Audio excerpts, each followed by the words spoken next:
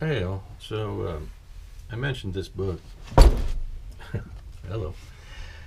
I mentioned this book on one of the videos, recent What to Build Next. And as you can see,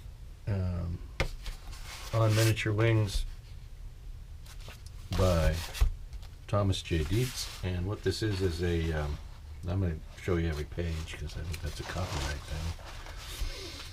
I don't know. But it's the model aircraft of the National Air and Space Museum. This is from 1995, I think, or 96, so it's a bit old. It wasn't old when I got it, but it is now.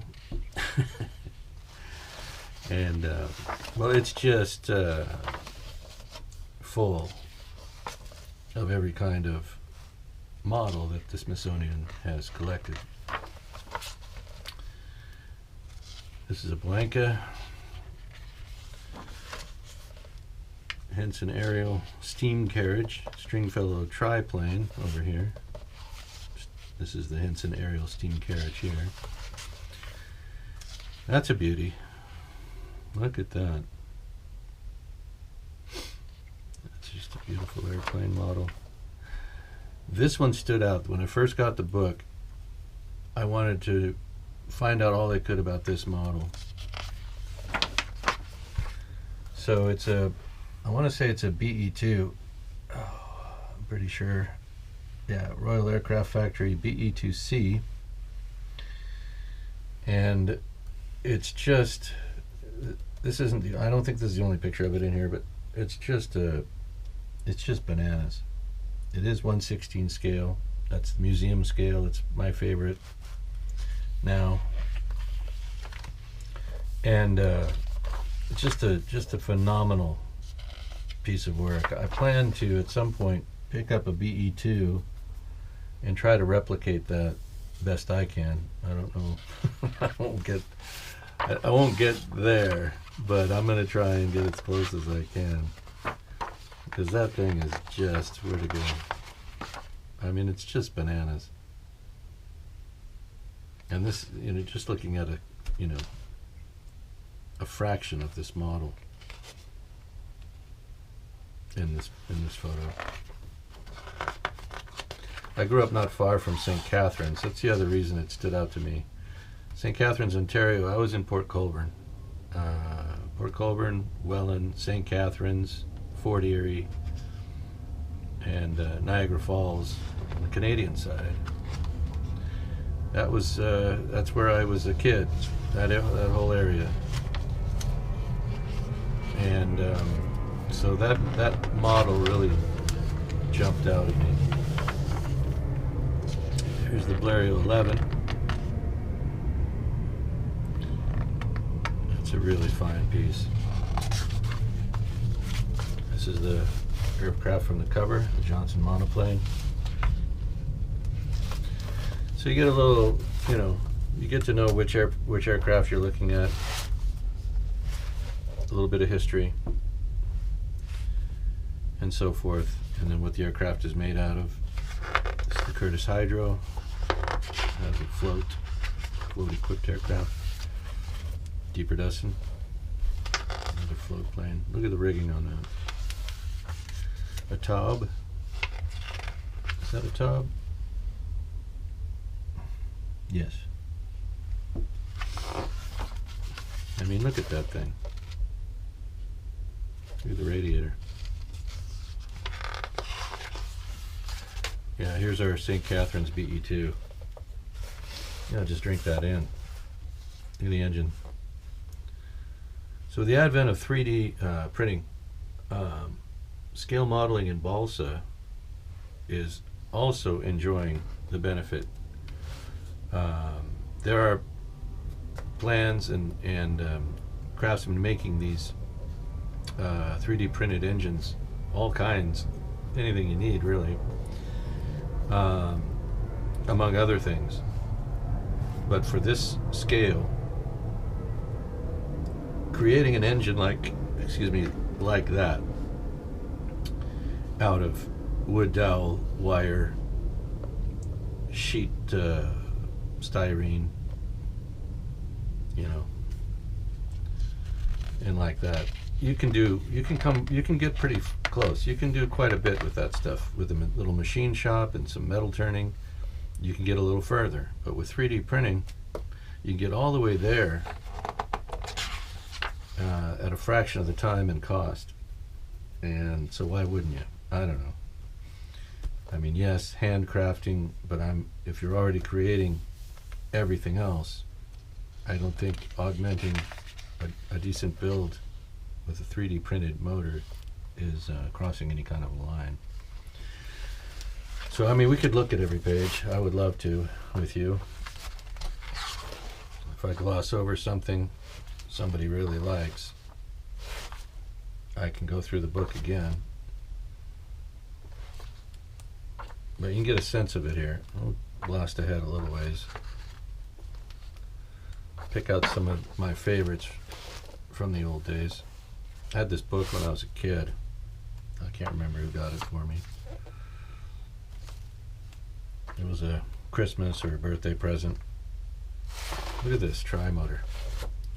Now this is metal clad, and they actually ran the sheet aluminum through a press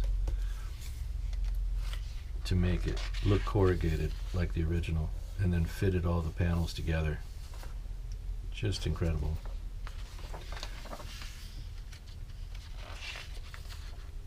So this is the Akron.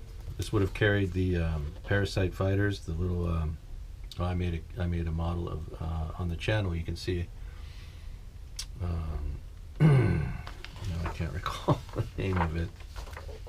Sparrowhawk. Pardon the delay. Sparrowhawk, what is it, F9? P9, I can't remember. But the Sparrowhawk fighter was a trapeze rig that would take off from the dirigible. They had an internal hangar bay. They would drop the airplane down on a trapeze with the pilot in it and the engine turning. He'd throttle up until he could feel equilibrium between the forward momentum of the aircraft and the blimp and the dirigible. As soon as that was balanced out and the airplane stopped swinging, he'd pull the release and the airplane would drop away under power and continue flying.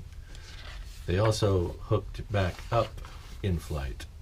So the pilot would have to rendezvous with the airplane, get into a formation flight as like a modern day refueling exercise, only in this case he's flying up and not refueling. He's trying to reattach the hook on the upper wing back onto the trapeze, and then he would be lifted back into the hangar bay of the dirigible. Phenomenal. Both of the Akron and the Macon were destroyed back in the day, I think both by storm, if I'm not mistaken. A couple of race planes from the old Schneider Cup races, Supermarine. This led to the Spitfire in time. The Machi, the Italian fighter designer, pre-World War II. Travel Air biplanes are beautiful. There's a couple flying down here in Southern California, giving rides, sunset, excursions and that kind of thing. Beautiful biplanes. This is Northrop Gamma. Let me check that. Yeah, Northrop Gamma. And I think both are pictures of the same. This is the Air Express from Texaco. This is the airplane that Dumas models with their Lockheed Air Express, and it's the model that I bought and then turned into Roscoe Turner's Gilmore Express. That's funny. I'm having a real situation here. So this is a favorite of mine. The Lockheed Air Express, the Lockheed Vega, the Sirius, there's 5 or 6 of them. They all share the same general airframe and wing. The tail, the empennage are the same across all of them. The only difference is where they put the pilot and how they attach the wing. I think Sirius has a low wing or mid-wing design. Vega has the cabin up here. This is not a cabin. On the Air Express, the cabin is internal here, down in front of the pilot and below him. In the Vega, everything is the pilot is in the cockpit attached to the wing, and then the passenger cabin is behind and below. What else we have? This is the DGA, Howard Hughes, DGA. Darn good airplane. What else have we got here? GBR-1, Stinson SR-10 Reliant, the Gullwing airplane, beauty. So, the book, that's a Kansan, or AT-7, sorry. Part of the Beech Twin, Beech 18 series. This is North American 047. Look at the paneling. Group of B-17s, very shiny. Group of Japanese Imperial warplanes. This is a Grumman TBF-1C torpedo bomber. Grumman Avenger. Look at this thing. Look at the wing mechanism. Fully functional. Helicopters. Voodoo, Jet, Aviation, McDonnell, RF-101, Voodoo, F-105. What do we got here? That's secret. We can't look at that.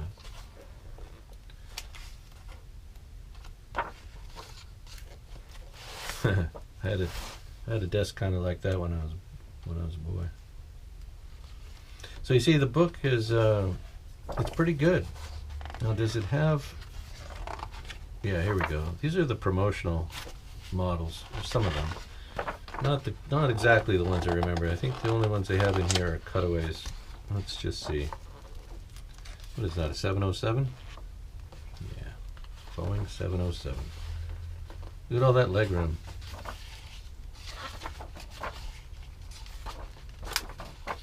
Here we go. A 307. That's a display model. DC-2. That would have been hanging above somebody's desk in a travel agency. There's the Pan Am Clipper 314. Look how it's laid out. And here's a bunch of Sikorsky. And another 314. No, that was on the previous page. These are all Sikorskys. Yes, two.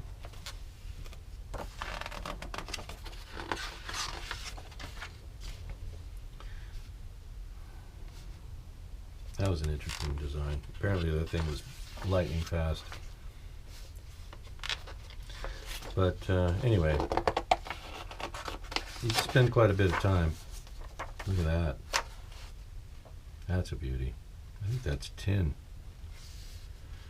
Among the models in a Braniff International Airways collection of advertising models, donated in 1960, was an all-metal Douglas DC-7C, the last prop-driven transport built by that company.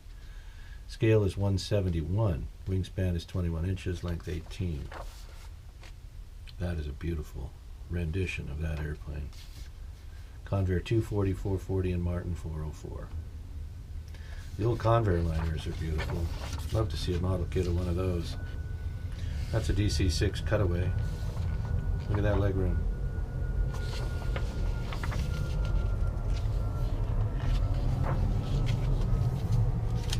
.747 cargo.